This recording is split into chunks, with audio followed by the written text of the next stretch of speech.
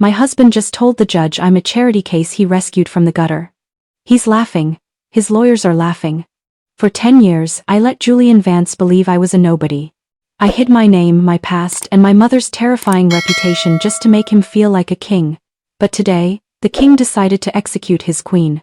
The courtroom doors just hit the wall. The lead attorney for the most powerful firm in the country just walked in. And when Julian sees whose hand she takes, the look on his face is going to be worth every second of the 10 years I spent lying to him. I remember the smell of the room most of all. Expensive cologne, aged mahogany, and the cold, sterile scent of betrayal. My husband, Julian, the man I'd spent 10 years building from a startup dreamer into a CEO, pushed a single folder across the table. He didn't look at me. He looked through me. "Sign it, Elena," he said. His voice was as flat as the paper. "You've been a great asset. But I'm moving in a different direction. A more sophisticated direction." "A more sophisticated direction?" I whispered. "Is that what you call her? Your 2-year-old assistant?" He finally looked at me and I saw it. The contempt. The absolute certainty that I was nothing. "Don't be cliché," he snapped. "You have no money of your own. You have no career left. And looking at your pro bono legal options, you have no hope. You're coming to court with a public defender, Elena? Or are you going to represent yourself and beg for the scraps?" He laughed. It was a sharp, jagged sound. "I have the best legal team in California. By the time we're done, you'll be lucky if you keep your car. Now, get out of my office. Before I tell you how I burned his world to the ground, look at the subscribe button. If you leave now, you're just like Julian turning your back when things get uncomfortable. If you don't subscribe, I want you to go to the comments and tell me exactly why you're okay with letting people like him win. Don't just watch. Choose a side." The drive home was a blur of neon lights and smeared rain on the windshield. I looked at the wedding ring on my finger. For 7 years, it had been my anchor. Now, it felt like a branding iron, marking me as a fool. 10 years. I stayed up that night, sitting on the floor of the darkened living room of our Bel Air mansion. I didn't turn on the lights. I didn't want to see the furniture I had picked out, the paintings we'd bought on our honeymoon in Tuscany, or the empty spaces where Julian had already started removing his things. I opened an old shoebox. Inside were the remnants of who we used to be. A photo of us sharing ramen in a studio apartment with a leaky ceiling. I was wearing a waitress uniform. He was hunched over a laptop I'd bought him with my tips. I was the one who worked double shifts so he could code his first algorithm. I was the one who edited his pitches until my eyes bled. "We were a team, Julian," I whispered to the empty room. "I was your foundation. But success is a strange poison. It doesn't change you. It reveals you." As the company grew, Julian's ego expanded to fill every room he entered. He started looking at me not as his partner, but as a relic of his poor years. Something to be upgraded. The next morning, the reality of my isolation set in. I called the top 5 family law firms in California. "I'm sorry, Mrs. Vance," the intake coordinator at the first firm said. Her voice was polite but cold. "Mr. Vance has already put us on a general retainer for consultation. We have a conflict of interest." The second firm said the same. And the third. By the 5th call, I realized what he had done. Julian hadn't just hired a lawyer. He had strategically conflicted out every powerhouse firm in the state.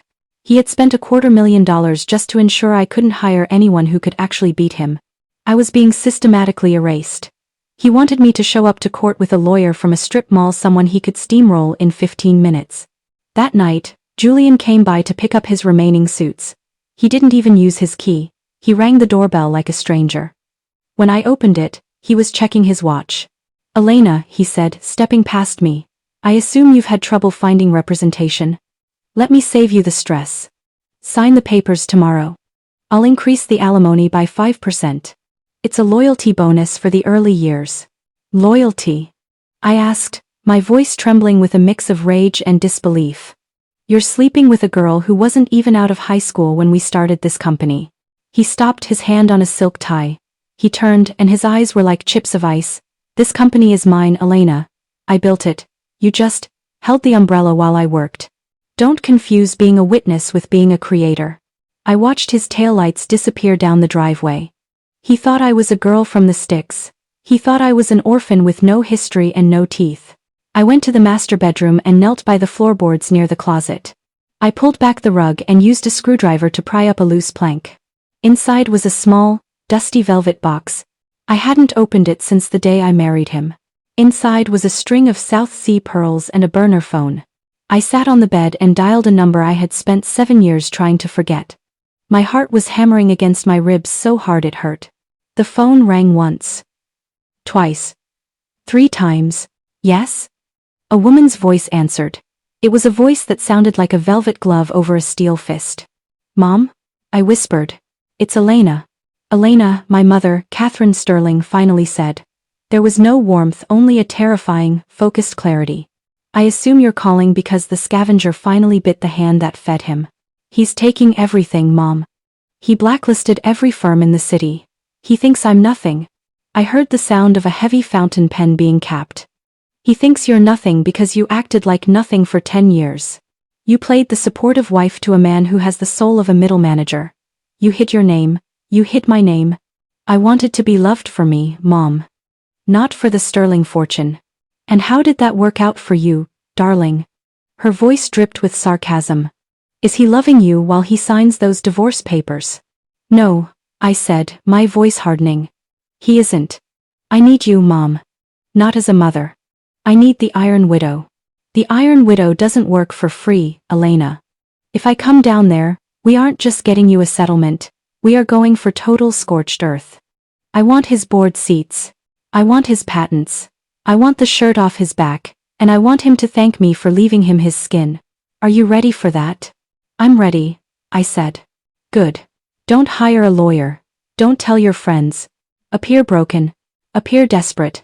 Let him bask in his victory. A man is most vulnerable when he thinks he's already won. Days later, the Los Angeles County Courthouse felt like a tomb. I arrived wearing a dress that was slightly too big for me, my hair loosely tied back, looking every bit the discarded wife the media loved to pity. Julian was already there, standing in the center of the hallway like a king. He was surrounded by 4 attorneys from Vance and Halloway, the most expensive litigation team in the country. They were laughing at something he'd said. As I walked toward the doors, Julian stepped in my way. Elena, he said, leaning in. He smelled of expensive sandalwood. Last chance. Sign the agreement in the hall, and I'll make sure you get the vacation house in Aspen. If we go inside, my team is instructed to go for 0. You'll leave with a suitcase and your dignity in shreds. I looked down at my hands, mimicking a tremor. I have to see what the judge says, Julian. He chuckled, a sound of pure pity.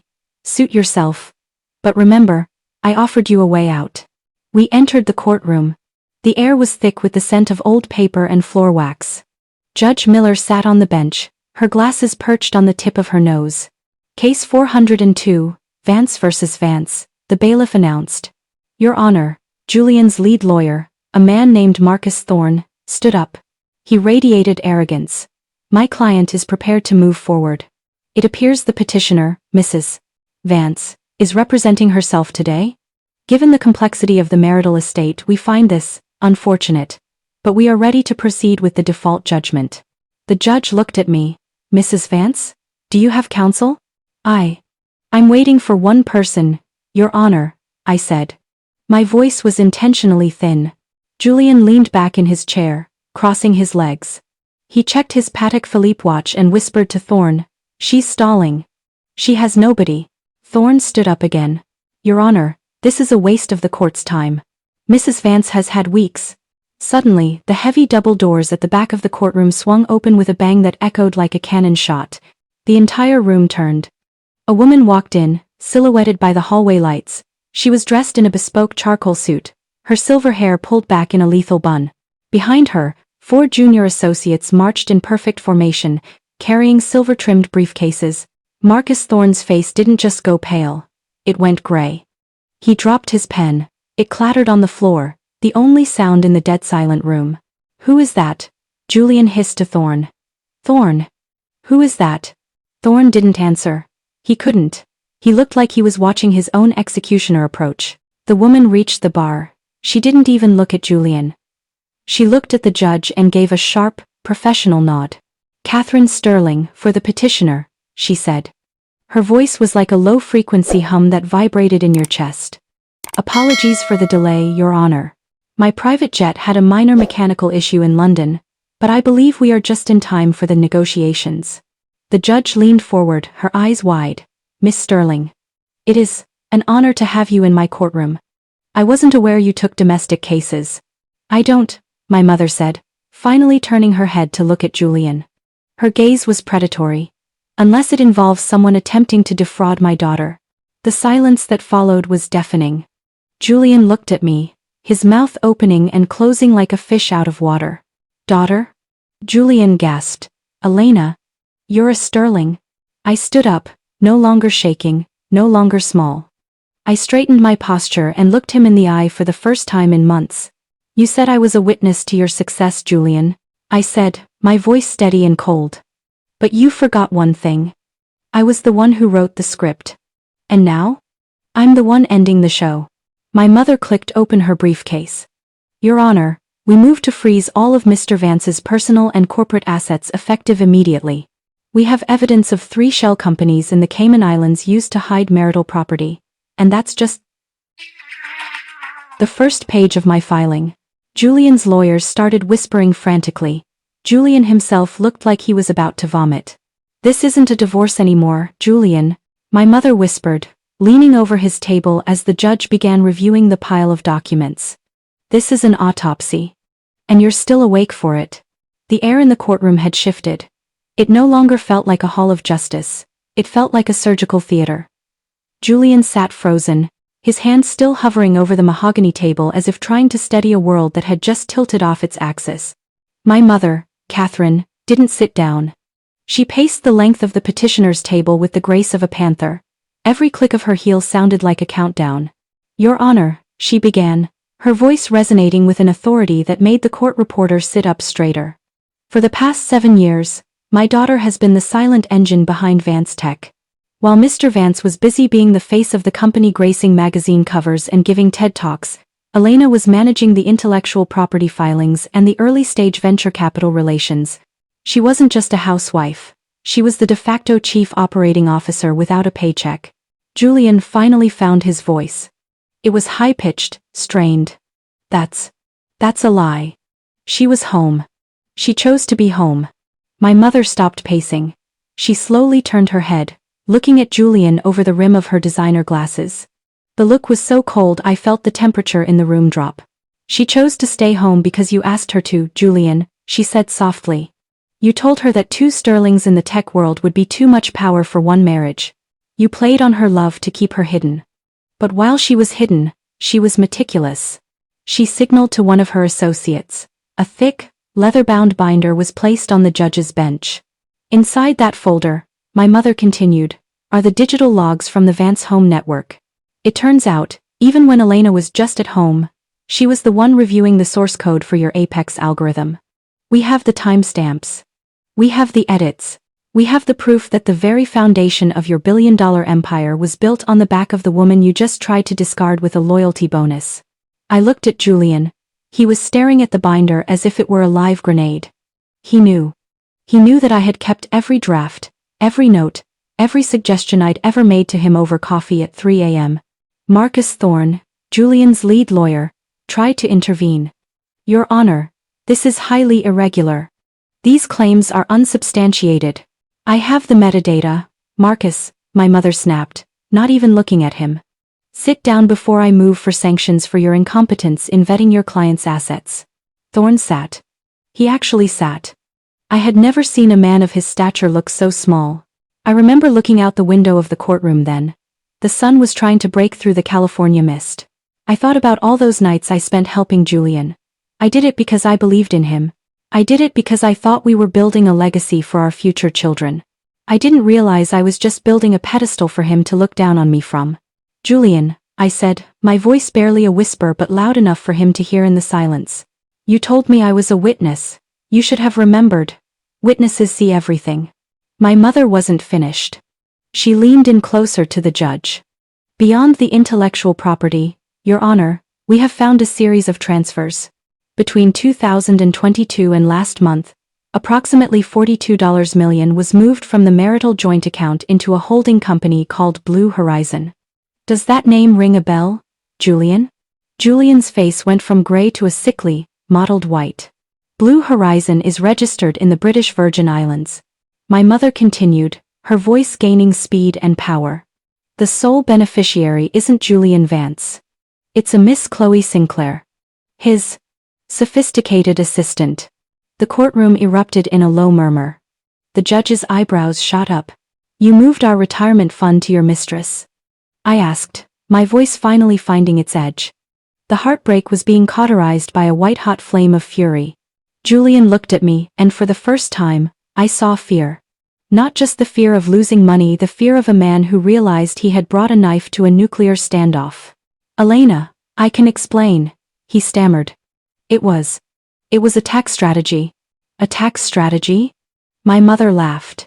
It was a terrifying sound. Giving $40 million to a 2-year-old in a tax haven is not a strategy, Julian. It's a felony. And by the time I'm done with the forensic audit, the IRS will be the least of your worries. She turned back to the judge. Your Honor, we are not just asking for a freeze. We are asking for an immediate injunction. We want Mr. Vance removed from the marital home, and we want a receiver appointed to Vance Tech to ensure no further assets are bled dry to fund his extracurricular activities. The judge looked at the evidence, then at Julian, then at the legendary Catherine Sterling. She didn't hesitate. Motion granted, the judge said, the gavel striking the wood with a finality that felt like a guillotine blade. Mr.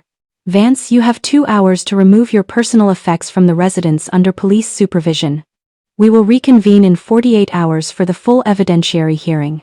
As the room cleared, Julian stayed in his chair. His lawyers were already backing away from him, whispering to each other, likely wondering if they'd ever get paid. I walked up to him. I didn't feel the need to scream anymore. I felt light. You were right about one thing, Julian, I said, leaning down so only he could hear me. I didn't have a lawyer. I had a mother who taught me never to start a fight, but to always finish one. Elena, wait. I didn't wait. I turned and walked out of those double doors, following the clicking heels of the woman who had just saved my life.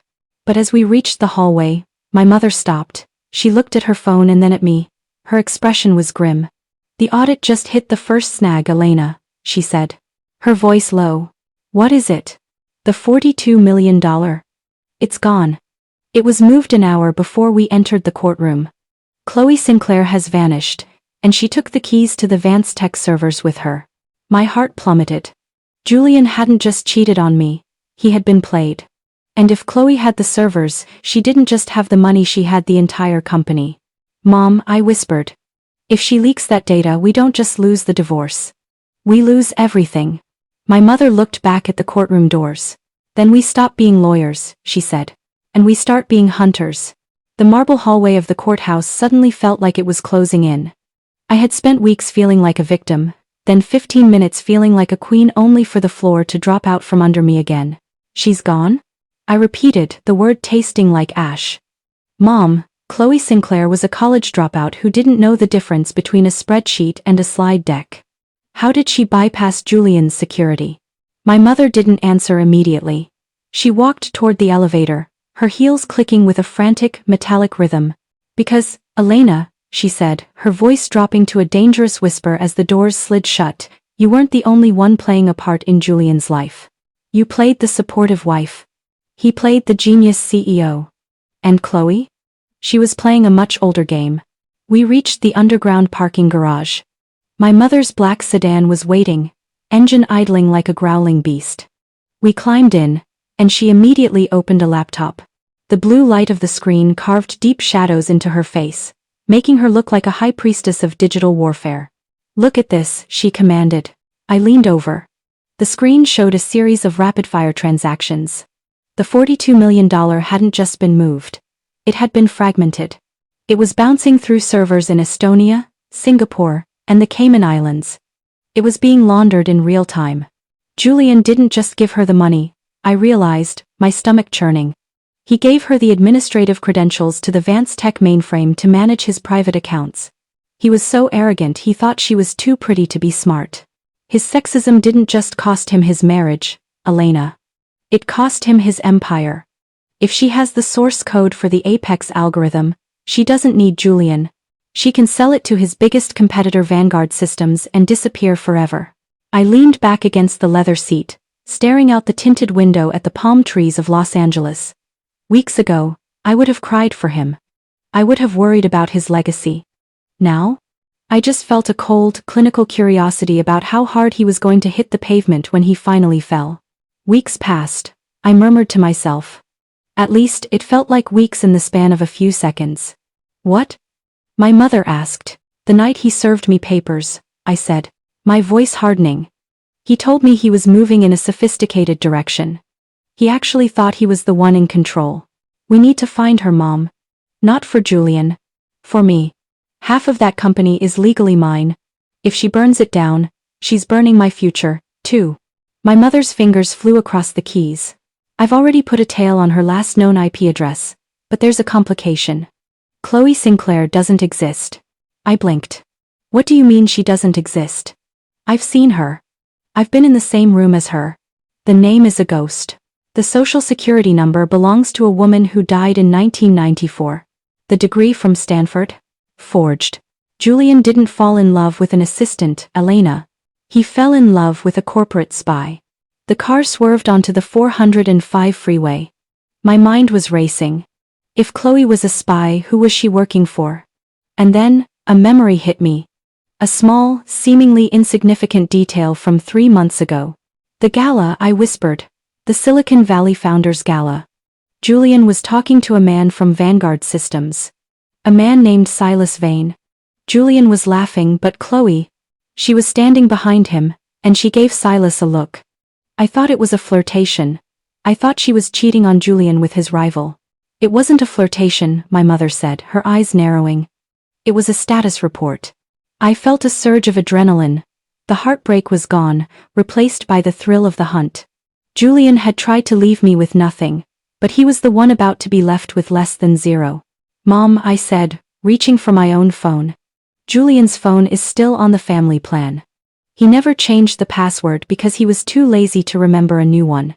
And I can see his real-time GPS. He's not at the office. He's not at the house. I looked at the map. The little blue dot was hovering over a luxury hotel in Santa Monica, the penthouse suite. He's going to find her, I said. He thinks he can talk her out of it. He thinks he can still win her back. I looked at my mother. Turn the car around. If we get there before he does, we don't just get the money back. We get the evidence we need to put them both in prison. But as we pulled into the hotel driveway, we didn't see Julian's car. We saw 3 black SUVs with government plates. Mom, I whispered, my heart stopping. That's not the police, that's the SEC. Julian wasn't being cheated, he was being raided. And if I didn't get to those servers first, my inheritance was going to be seized by the federal government. The lobby of the Miramar was a sea of suits and earpieces. This wasn't a standard divorce dispute anymore. This was a federal takedown. I watched from the shadows of the car, as agents began hauling boxes labeled Vance Tech, Confidential out of the side entrance. Julian's dream wasn't just crumbling, it was being categorized and tagged as evidence. Mom, if the SEC freezes everything, the Sterling legal team can't touch the assets for years, I whispered, my knuckles white as I gripped the door handle. He's going to lose the company and I'm going to lose my settlement. My mother didn't flinch. She was staring at a tablet, her face illuminated by a scrolling wall of code. Look closer, Elena, she said, her voice dropping to a chill. Julian isn't the target of this raid. What? He's the CEO. His name is on the door. Look at the warrants. She turned the screen to me. They aren't looking for Julian. They're looking for you. The world went silent for a beat. I felt like I had been plunged into ice water. I scrolled through the digital warrant. It was right there in black and white. Elena Vance, suspected of orchestrating the Blue Horizon shell companies to siphon investor funds. He framed me, I whispered, that bastard. He didn't just move the money to Chloe. He moved it using my digital signature. He was never planning to leave me with scraps. He was planning to leave me with a prison sentence. Suddenly, the passenger door of the car was yanked open. I gasped, ready to scream, but a hand clamped over my mouth. It was Julian. He looked frantic.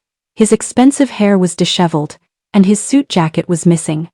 He scrambled into the back seat next to me, smelling of sweat and cheap gin. Drive.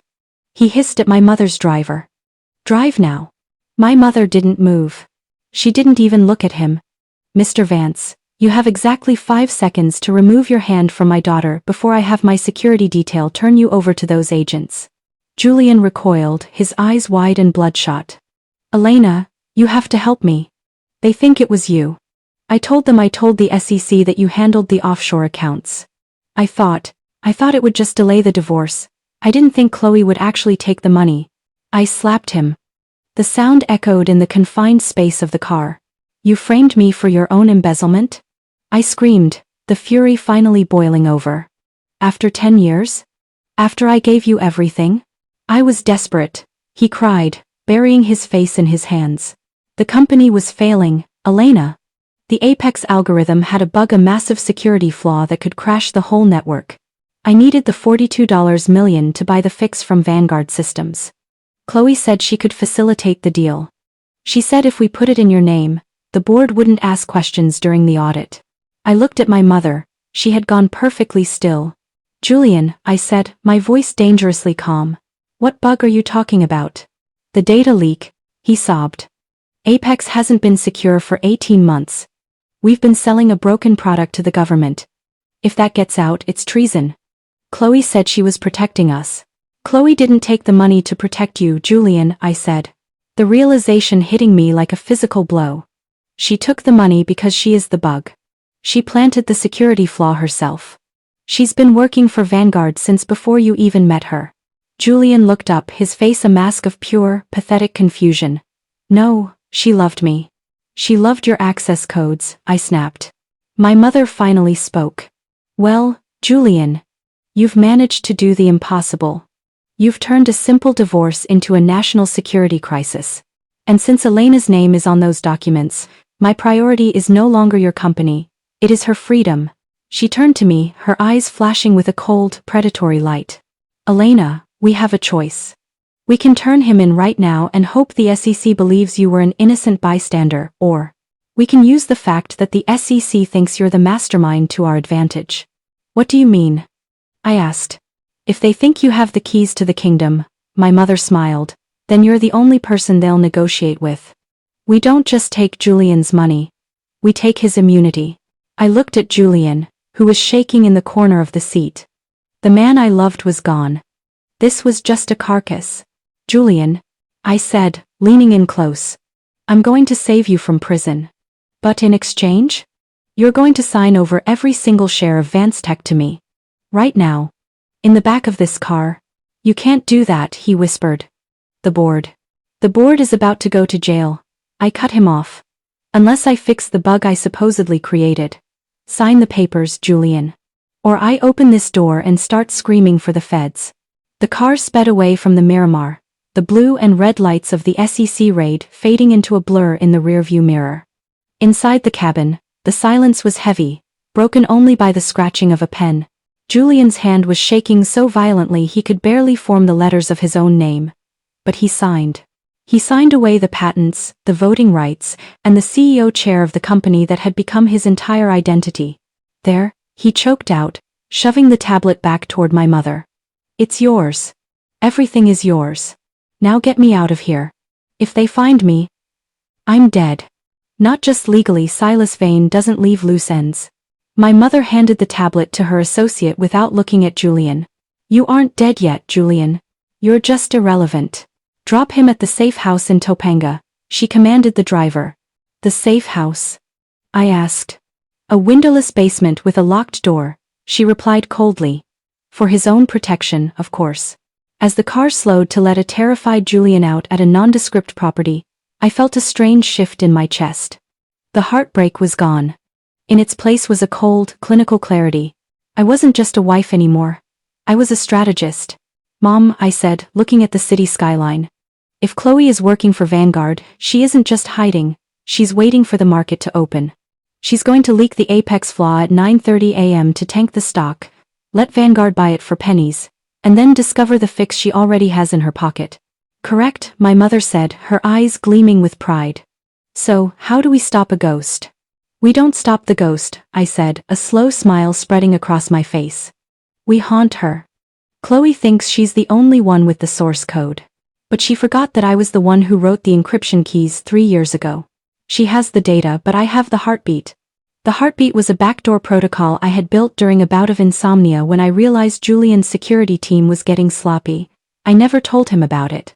It was my secret way to remote wipe the servers if the company was ever hacked. If I can get close enough to Advanced Tech Terminal, I continued, I can trigger the heartbeat. It won't just delete the data. It will lock the encryption with a 256-bit key that only my biometrics can open. Chloe will be holding $1 billion worth of digital bricks. And the SEC? My mother asked. If the data is locked and I'm the only one who can unlock it to prove Julian's innocence or guilt, then the SEC has to play by my rules. I become their star witness, not their suspect. Weeks passed. No, it felt like hours had passed when we finally pulled up to a darkened office park in Irvine.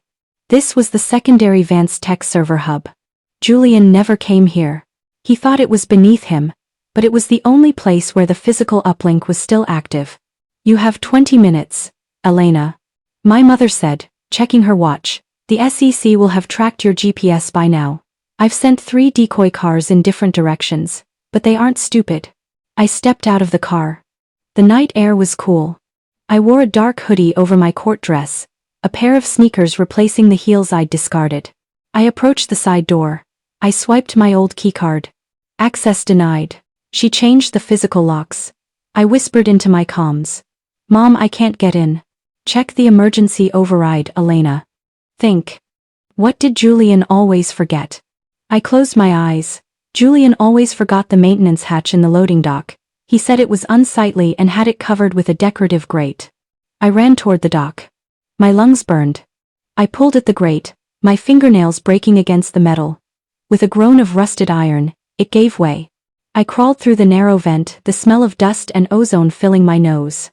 I dropped onto the server room floor. The hum of the cooling fans was deafening the heartbeat of the empire I had helped build. I ran to the main console. My fingers flew over the keys. Login, Vance password, access granted. I saw it then. On the screen, a remote user was already uploading the bug to a public server. Chloe. She was 10 minutes away from ending it all. Not today, I hissed. I initiated the heartbeat. 3%. 15%. 40%. Suddenly, the screen flickered. A video window popped up. It was a dark room. Only a pair of eyes were visible, reflecting the blue light of a monitor. Elena? A feminine, melodic voice whispered. Chloe, I really hoped you'd just take the settlement and disappear. You're making this very difficult for yourself. Where's the money, Chloe? I asked, my voice steady.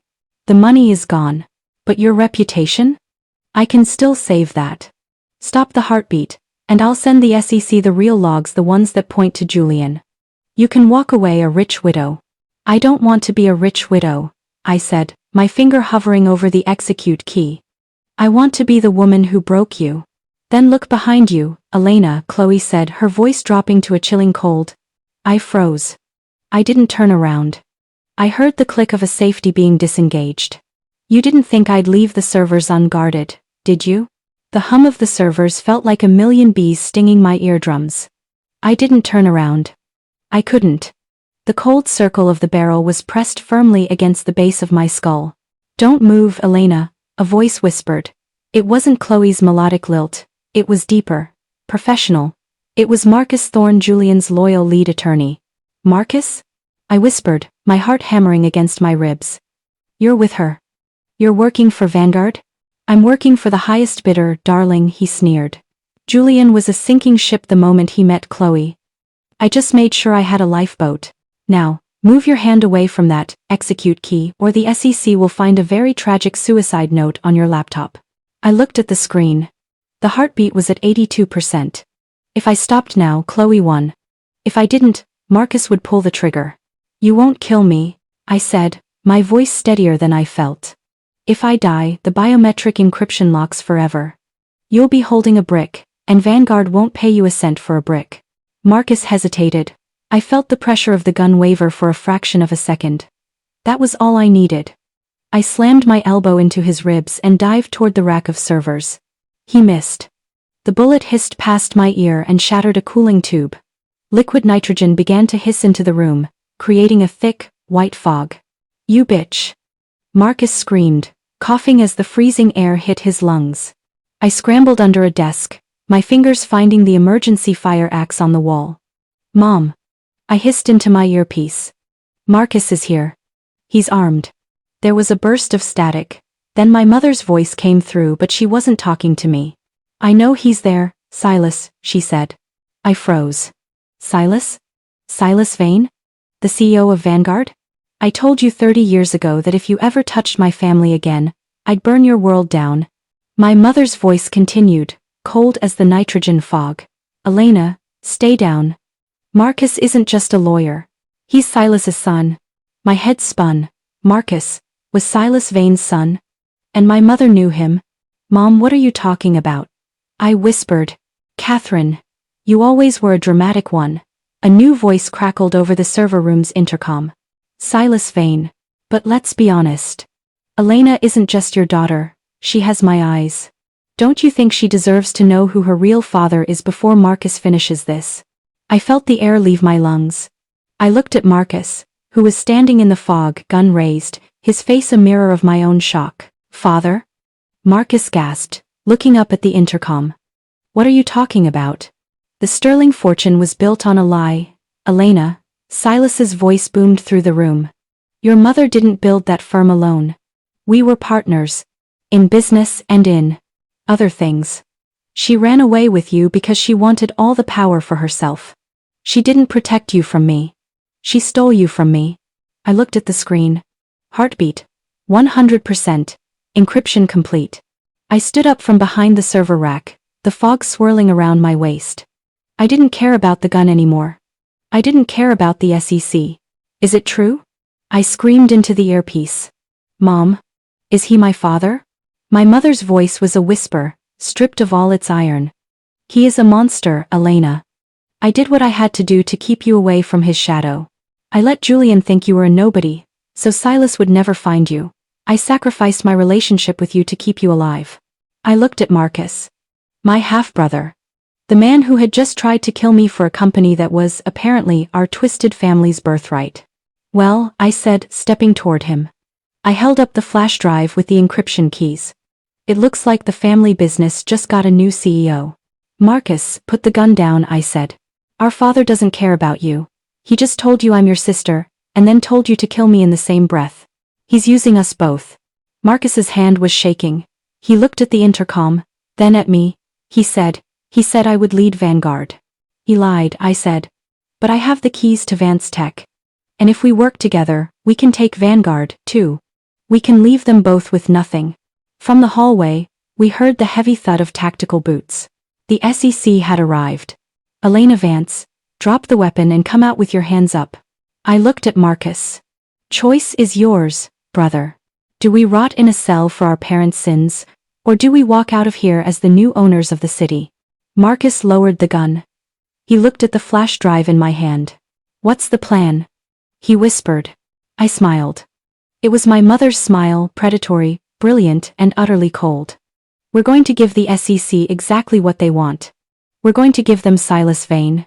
The red and blue lights of the SEC tactical units strobed against the server room windows, turning the swirling nitrogen fog into a chaotic, pulsing nightmare.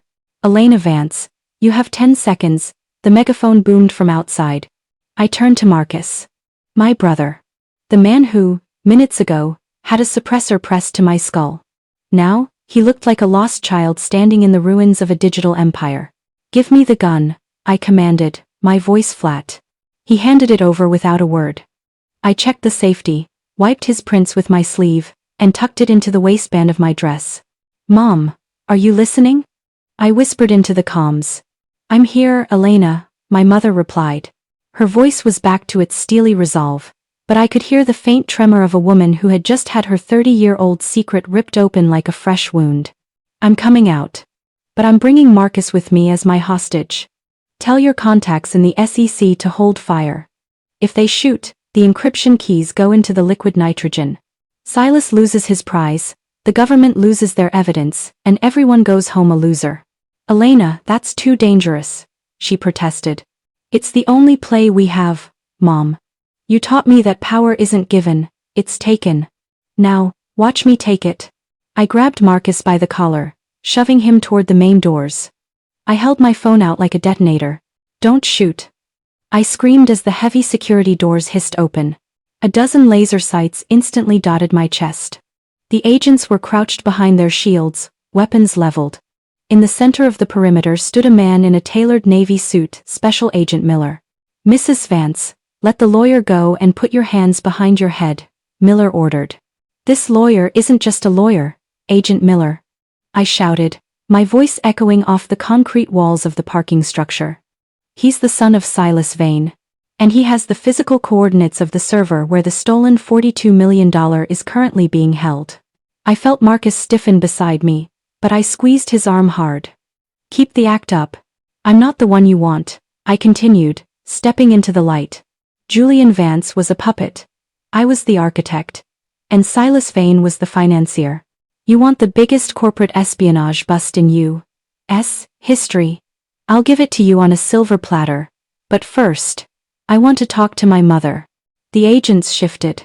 Miller looked at a technician behind him, who was frantically checking a tablet. Sir, the technician whispered, loud enough for me to hear. She's right. The Vance Tech servers just went into a heartbeat lockdown. We can't even brute force the login. She's got the whole system in a chokehold. Miller lowered his weapon slightly. 5 minutes, Mrs. Vance. Under guard. They led us to a mobile command center. My mother was already there, standing like a statue amidst the chaos of monitors and headsets. When she saw me, her eyes darted to Marcus, then back to me. You're alive, she whispered. No thanks to the family history you forgot to mention, I said, leaning over the table. I looked at the monitors. Silas Vane's face was on one of them, a news clip from a charity event. He looked so polished. So untouchable. Here is the execution plan, I said, my voice dropping to a whisper so the SEC agents couldn't hear. Mom, you're going to call Silas. Tell him I have the keys but I'm unstable. Tell him I'm threatening to delete everything unless I get a face-to-face meeting at the Sterling estate tonight. He'll know it's a trap, she said. He won't, I countered. Because Marcus is going to call him first. He's going to tell Silas that he rescued me from the SEC and that we're hiding at the estate. Silas's ego is his blind spot. He thinks he's finally winning his daughter and his company back in one night. I looked at the black screen of my phone. And while he's walking into your house, Mom, I'm going to be in the SEC's ear. We aren't just going to arrest him. We're going to record him confessing to the entire Blue Horizon setup. And what about Julian? My mother asked. I looked at the empty wedding ring mark on my finger. Julian wanted a sophisticated direction, I said. I think 20 years in a federal penitentiary is about as sophisticated as it gets. I turned back to Agent Miller. I have one condition for the keys, Agent. I want total immunity for myself. And I want the Vance Tech board dissolved, with the remaining assets transferred to a new holding company. And who owns that holding company? Miller asked. I looked at Marcus, then at my mother. Me, I said, and I'm renaming it. From now on, it's Sterling and Soul. But as I said it, my phone buzzed. A message from an unknown number. I opened it, and my blood turned to ice. It was a photo. A photo of my mother's estate, and a red laser dot resting right on the forehead of the person sitting in the window. It wasn't my mother. It was Chloe Sinclair. And she was holding a detonator. The Sterling estate had always felt like a fortress, but tonight, it felt like a mausoleum. The fog from the coast had rolled in, thick and suffocating, swallowing the manicured hedges and the stone gargoyles. I walked up the long gravel driveway alone. No agents, no mother, no brother. Behind me, in the command van parked a mile away, the SEC and my mother were watching through the pinhole camera hidden in my pearl necklace. My phone buzzed in my pocket. A voice whispered through the earpiece. Elena, stop. She's in the library. If she sees the agents, she triggers the line. I pushed open the heavy oak doors. The house was silent, save for the ticking of the grandfather clock in the foyer. It was a sound I'd heard my whole life, the steady, mechanical pulse of a family built on secrets. I walked toward the library. The double doors were slightly ajar, a warm amber glow spilling out onto the Persian rug. I stepped inside. Chloe was sitting in my mother's favorite wingback chair, swirling a glass of vintage scotch. She looked beautiful. She looked calm. And on the table next to her, wired to a stack of plastic explosives taped to the main server backup, was a small, black detonator. "You're late, Elena," she said, not looking up. "I expected you the moment the SEC cleared the building. You always were the responsible one." "Why, Chloe?" I asked, my voice cracking despite my best efforts. "I actually liked you. I thought you were the only person in that office who saw me as more than just Julian's shadow." Chloe finally looked at me. Her eyes weren't cold, they were tired. "I did see you, Elena. That's why I'm still here. I could have left with the $42 million and been in a non-extradition country by now. But I wanted you to see the truth. Not Julian's truth. Not your mother's. The truth." She stood up, the detonator clutched loosely in her hand. "Do you know who paid for my college? Do you know who pulled me out of a foster home when I was 16 and told me I was special?" I shook my head, a cold dread pooling in my stomach. "It wasn't Silas Vane," she whispered. "It was Catherine. Your mother." I felt the room tilt. I looked at the hidden camera in my necklace. I knew my mother was listening. I knew her heart was probably stopping. "My mother hired you to spy on her own son-in-law," I gasped. "She hired me to protect her investment," Chloe said, a bitter laugh escaping her lips. "She knew Julian was a hack. She knew he'd eventually fail and take the sterling name down with him. I was supposed to be the fail-safe. I was supposed to drain the accounts and crash the company before the SEC found the apex bug, so Catherine could swoop in and save it for you. But you went rogue," I realized. "I didn't go rogue. I fell in love with the game," Chloe said, stepping closer. "And then I realized. Catherine wasn't saving the company for you, Elena. She was saving it for her legacy. You were just the pretty face she'd put on the letterhead to keep the Vane-Sterling war from going public." I turned my head toward the hidden camera. "Mom? Is she lying?" Silence. Only the static of the comms. "Answer me." I screamed at the empty air. "Elena. It was for the best. You weren't ready to know." I ripped the necklace off. I threw it onto the floor and crushed the pearl under my heel. The feed went dark. I looked back at Chloe. Two women, both used as pieces on a chessboard by parents who valued power over blood. "So, what now?" I asked. "You blow us both up? You prove my mother right?" Chloe looked at the detonator. For a second, I saw the girl she used to be, the foster kid who just wanted to belong somewhere. "I don't want to die, Elena. But I won't go to prison for a woman who treated me like a disposable camera."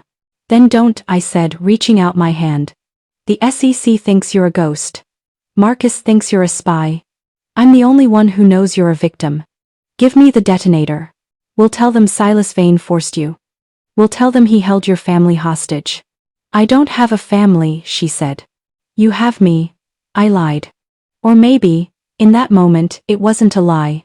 We were sisters of a different kind, sisters of the same trauma. Chloe's thumb hovered over the red button. She looked at the door, then back at me. "If I give you this," she whispered, "Catherine loses her leverage. The servers stay locked. She can't prove Julian was the one who stole the money without my testimony." "Good," I said. "Let her lose. Let them all lose." Chloe reached out to hand me the black box. Our fingers touched. And then, the library window shattered. Chloe's eyes went wide. A small red bloom appeared on her white silk blouse. She didn't fall. She just stared at me, the detonator slipping from her nerveless fingers. "Elena." She gasped. I lunged for the device before it hit the floor, but I was too late. The detonator didn't hit the carpet. It hit the edge of the mahogany desk. Time seemed to liquefy. I saw the sparks jump. I saw the primer ignite. The explosion wasn't a movie fireball. It was a localized, violent concussive wave. The server backup in the corner disintegrated, sending shards of silicon and metal casing through the air like shrapnel. The floorboards buckled, and the massive crystal chandelier above us groaned, its chain snapping link by link until it plummeted, shattering into 10,000 glass daggers. Black smoke, thick with the chemical stench of burning plastic and old paper, filled the room in seconds. I was on my back, my ears ringing with a high-pitched whistle that drowned out the world. "Chloe!" I screamed, my voice sounding like it was underwater. I crawled through the debris, my hands stinging as they scraped over broken glass. I found her near the window. The sniper's bullet had hit her shoulder, but the blast had done the rest. She was pinned under a fallen bookshelf, her breath coming in ragged, wet hitches. "Elena!" She wheezed. Her face was pale, dusted with white plaster. The backup. "It's gone. Your mother's proof. It's all ash." "Forget the proof," I yelled, bracing my shoulders against the heavy oak shelf. Strained, grunting, "I'm getting you out of here." "No," she whispered, her hand weakly gripping my wrist. "Look." I looked toward the library doors. The fire had spread to the heavy velvet curtains, and the antique wood of the hallway was catching fast. But through the smoke, I saw a silhouette. A man. He wasn't wearing a tactical vest, he was wearing a charcoal suit. It was Silas Vane. He was standing in the doorway, a handkerchief pressed to his face, watching the fire with a terrifying, calm detachment. He wasn't there to save us. He was there to watch the evidence burn. "Silas!" I shrieked. "Help her." He stepped closer, his eyes reflecting the orange glow of the flames. He didn't look at Chloe. He looked at me with a chilling paternal pride.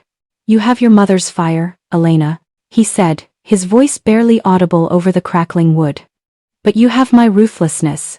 You used Marcus. You manipulated the SEC. You almost had it all. Help us," I roared. "I can't let her live, Elena," he said, gesturing to Chloe. "She knows too much about the Sterling Vane merger from 30 years ago. And you're a Sterling. You're a liability until you're under my roof." He reached out a hand toward me. "The house is surrounded by my people, not the SEC. I moved the perimeter while your mother was distracted by the explosion. Come with me. Let the girl and the secrets burn. We can rebuild Vance Tech together." I looked at Chloe. She was fading, her eyes unfocused. Then I looked at the man who claimed to be my father, a man who would let his own daughter's friend die to protect a stock price. "I'd rather burn," I spat. I reached into my waistband. I still had the gun Marcus had given me. I leveled it at Silas. My hands weren't shaking anymore. "Get out," I said, "or I'll see if you bleed as blue as your bloodlines." Silas smiled, a thin, cruel line. "You won't shoot your own father. You're too good for that, Elena. That's why Julian almost beat you." He turned and walked back into the smoke, disappearing like a ghost. The heat was becoming unbearable. The ceiling above us began to groan. I looked at Chloe. "Elena," she whispered, pulling a small, charred object from her pocket. It was a secondary flash drive, the real one. I switched them. When we touched, I put the fake one on the desk. "This is the Blue Horizon ledger. It has Catherine's signature on the original funding, and Silas's signature on the offshore transfers. They were in it together from the start." My world shattered for the third time that night.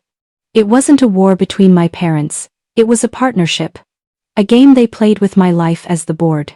"Chloe, stay with me," I begged, but her eyes closed. The main support beam above us cracked with the sound of a bone breaking. I had 10 seconds to choose: save the drive that could destroy both my parents, or try to drag Chloe out through a wall of fire. I chose. I grabbed the drive with my teeth, tucked it into my dress, and threw my entire weight against the bookshelf, pinning Chloe. With a scream that tore through my throat, I heaved. The wood shifted just enough. I dragged her limp body across the scorching Persian rug as the ceiling behind us caved in, a rain of embers and ancient plaster falling where we had just been lying. My lungs felt like they were filled with crushed glass. I didn't go for the front door where Silas was waiting. I dragged her through the servants' passage, the narrow, cold hallway I used to hide in as a child. I kicked open the side exit and collapsed onto the wet grass of the north lawn. I turned Chloe over. She was unconscious, her pulse a thready, desperate flutter. "Live," I whispered. "Don't let them win." I felt a shadow fall over me.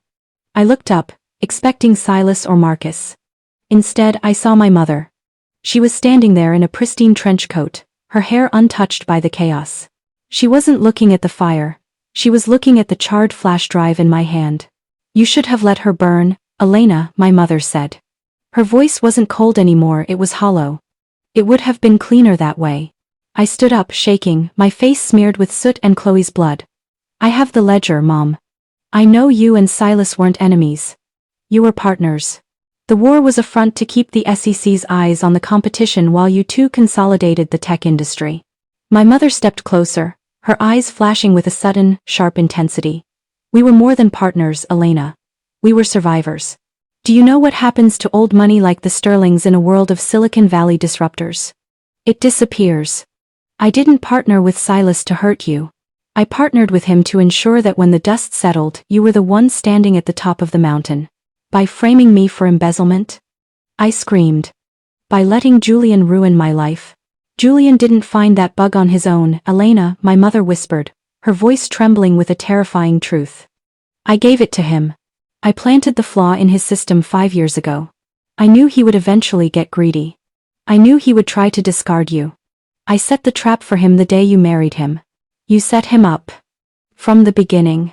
I needed a villain, Elena, she said, taking a step toward me, her hand reaching out. I needed a reason for the world to pity you, and then a reason for the world to fear you. The victim who rises to become the CEO of the world's most powerful tech conglomerate. It's a story the public loves. It's a story that makes you untouchable. I looked at the burning house behind her. My childhood memories, my marriage, my friends, everything had been a prop in a play directed by the woman who birthed me. And Chloe? I asked, gesturing to the dying girl on the grass. Chloe was a variable I didn't account for, my mother sighed. She was supposed to be a simple witness, but she got too close to you. She started to care. And in this world, Elena, caring is the only thing that can get you killed. I looked at the drive in my hand. It contained the evidence of 30 years of market manipulation, forged documents, and the intentional destruction of hundreds of smaller companies. You did all of this for me? I asked. For the Sterling legacy, she corrected. Then the legacy ends tonight, I said. I didn't hand her the drive.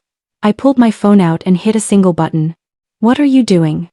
She asked, her eyes widening. I'm not sending this to the SEC, Mom, I said, a dark smile touching my lips. I'm uploading it to the Vance Tech servers.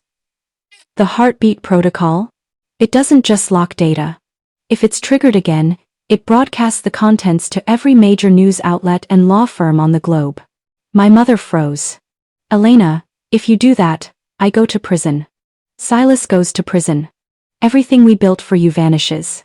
You'll be the daughter of the greatest criminals in California history. I know, I said, my finger hovering over the confirm button. But for the first time in my life, I'll be free. Suddenly, the sound of a helicopter roared overhead. A searchlight blinded us. This is the FBI. Hands in the air. But it wasn't the FBI. I looked up and saw the Vanguard logo on the side of the bird. Silas wasn't done. The searchlight was a blinding white eye in the sky, pinning me and my mother to the lawn like insects on a board. The Vanguard helicopter hovered just 30 feet above the burning ruins of the library. The side door slid open. Silas Vane leaned out, tethered by a safety line. He wasn't holding a gun. He was holding a megaphone. Elena, he roared over the engine noise. The SEC is 5 minutes out. My men have already neutralized the perimeter guards. This is your last exit. Get on the bird, bring the drive, and we leave your mother to explain the fire to the feds. My mother looked up, her face twisted in a snarl of betrayal. He's lying, Elena. He'll kill you the moment he has that ledger. I looked from my mother, the woman who had engineered my misery for my own good, to the father who had appeared out of the shadows just to claim my inheritance. You both think I'm the prize. I shouted, my voice cracking against the wind. You think whoever holds Elena holds the power. But you forgot one thing. I'm not the prize. I'm the glitch. I didn't run for the helicopter. I ran back toward Chloe, who was starting to stir. I pulled the gun from my waistband, not to shoot Silas but to shoot the fuel tank of the luxury SUV parked near the house. Stop! Silas screamed from the air. I ignored him. I looked at my phone. The upload to the Vance Tech servers was at 98%. Marcus! I screamed into my comms. Now! Suddenly, the helicopter tilted violently. The pilots struggled for control as a second signal jammed their navigation. From the shadows of the tree line, Marcus emerged, holding a military-grade signal jammer he'd swiped from the SEC command van. "Sorry, Dad." Marcus's voice crackled over the intercom system he'd hacked. "But I think I'd rather be a whistleblower than a henchman." The helicopter began to spin, forced to retreat as the jammer fried its flight sensors. Silas disappeared into the cabin as the bird veered away, disappearing into the coastal fog. He was retreating not to escape but to hide before the digital bomb went off. I turned back to my mother. She was staring at me, her mouth agape. "The upload is finished, Mom," I said. My thumb pressed the confirm button. In that second, 30 years of sterling and Vane secrets were sent to the New York Times, the Department of Justice, and every employee at Vance Tech. The offshore accounts, the forged deaths, the Apex bug, it was all public. The sirens were finally here. Real sirens. Hundreds of them. The red and blue lights reflected in the smoke of the burning mansion. My mother slumped onto the grass. For the first time in my life, she looked old. The Iron Widow was just a woman in a scorched coat, surrounded by the ashes of a dynasty. "You destroyed it," she whispered. "Everything I built for you. It's gone." "No, Mom," I said, kneeling down to help Chloe sit up as the paramedics rushed toward us. "I didn't destroy it. I just finally made the books balance." Agent Miller and a dozen tactical officers swarmed the lawn. They didn't go for me. They went straight for Catherine Sterling.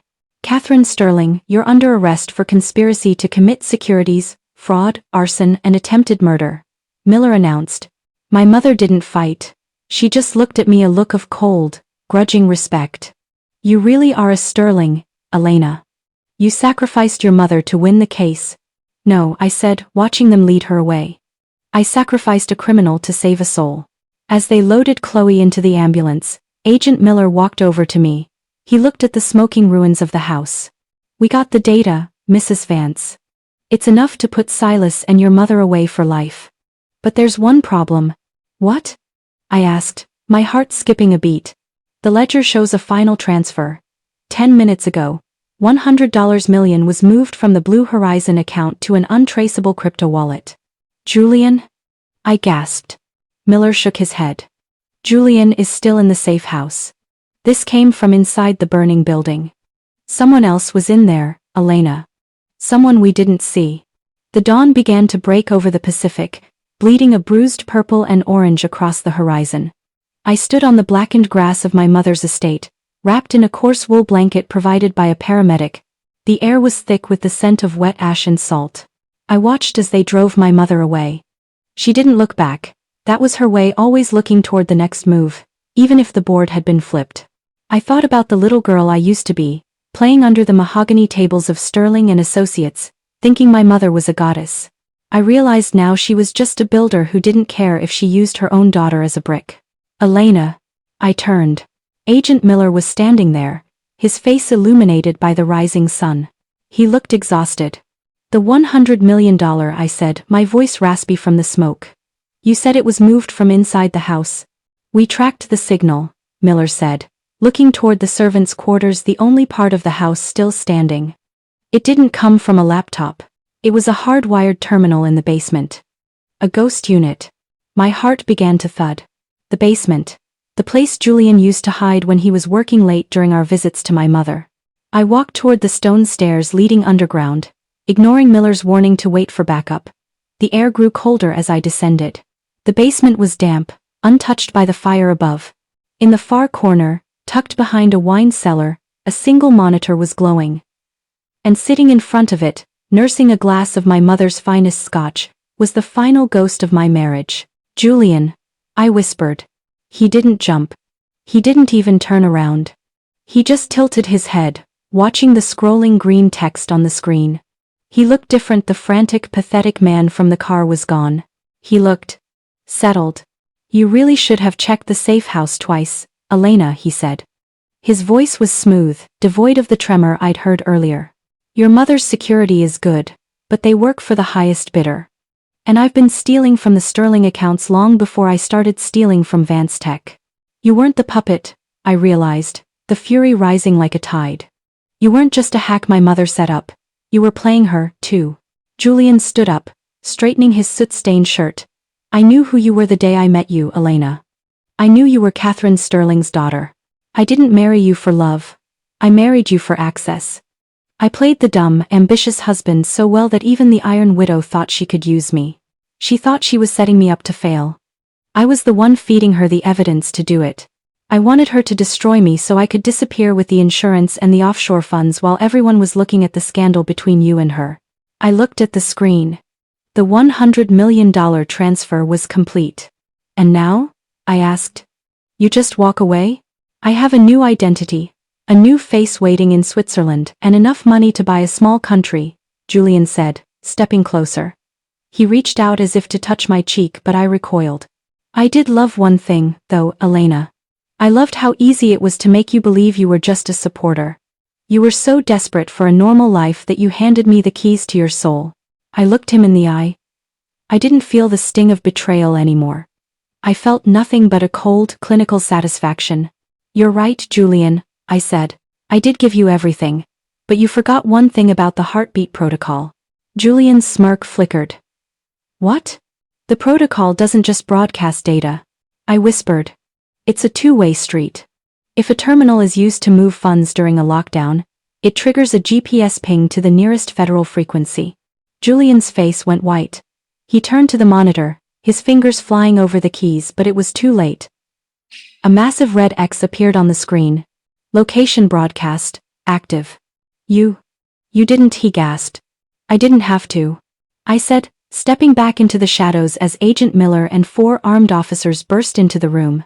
You were so busy playing the game, you forgot that I'm the one who wrote the rules. As they tackled Julian to the ground, his screams for a lawyer echoing off the stone walls, I walked back up to the sunlight. I stood at the edge of the cliff overlooking the ocean. The $100 million was frozen. My mother was in a cell. Silas was a fugitive. Julian was in handcuffs. I was alone. But as I looked at my hands, I realized they weren't shaking. For the first time in 10 years they were mine. 6 months later, I sat in an office that overlooked the San Francisco Bay, not the Los Angeles smog. The desk wasn't mahogany. It was reclaimed glass, transparent, clear, and unbreakable. Behind me, the logo for Sterling and Soul glowed in a soft, steady white. We didn't just survive the scandal. We became the solution. When the world saw the corruption of the old guard, they looked for someone who had walked through the fire and come out clean. I gave them transparency. I gave them the heartbeat as a public security utility, not a weapon. Chloe is the head of security now. She still has the scar on her shoulder, a jagged reminder of the night she almost became a statistic. We don't talk about that night often. We don't have to. We see it in each other's eyes every time we sign a new contract. Marcus? He took his share of the Vanguard whistleblower reward and disappeared to a quiet life in Maine. He sends me a postcard once a month. No return address. Just 3 words. Still breathing, sister. My mother calls me from the minimum security facility in Dublin once a week. I don't answer. I listen to the voicemails, though. She doesn't apologize, she gives me advice on market trends. She still thinks she's the one in control. I let her think that. It's the only mercy I have left to give. And Julian is in a place where $100 million can't buy you a better meal or a shorter sentence. He sent me a letter last month begging for forgiveness. I didn't burn it. I framed it. It hangs in my guest bathroom, a reminder that even the most sophisticated men can end up as a punchline. People ask me how I did it, how I stayed so quiet for so long while they took everything from me. They think my silence was weakness. They think my support was submissiveness. But here is the truth they don't want you to know. The quietest person in the room is often the most dangerous. Because while you are talking, they are listening. While you are plotting, they are observing. And while you are celebrating your victory, they are rewriting the ending of your story. I was never just a wife. I was never just a daughter. I was the foundation. And when you pull the foundation out to build a bigger house, the whole thing comes crashing down on your head. I looked out at the city, the lights twinkling like 1,000 tiny promises. My mother wanted me to be a queen in her kingdom. My father wanted me to be a pawn in his war. Julian wanted me to be a shadow in his light. But I chose to be the light that burned them all away. If there's a lesson in my story, it's this: never mistake a woman's patience for a lack of a plan. And never, ever assume that because someone has no lawyer, they have no power. Because sometimes, The greatest legal mind in the world isn't in a courtroom. It's standing right behind you, holding your umbrella, waiting for the rain to turn into a storm. You've watched my entire journey. You've seen how I dismantled a dynasty. Now, I have one question for you. Who in your life is taking your silence for granted? If you've ever been underestimated, if you've ever been betrayed, and you're ready to reclaim your power, subscribe to this channel right now. Don't wait for the storm to hit. Be the storm. And for those of you who are too afraid to hit that button, go to the comments. Tell me why you're okay with staying in the shadows. Tell me why you'd rather be a Julian than a Sterling. I'll be waiting.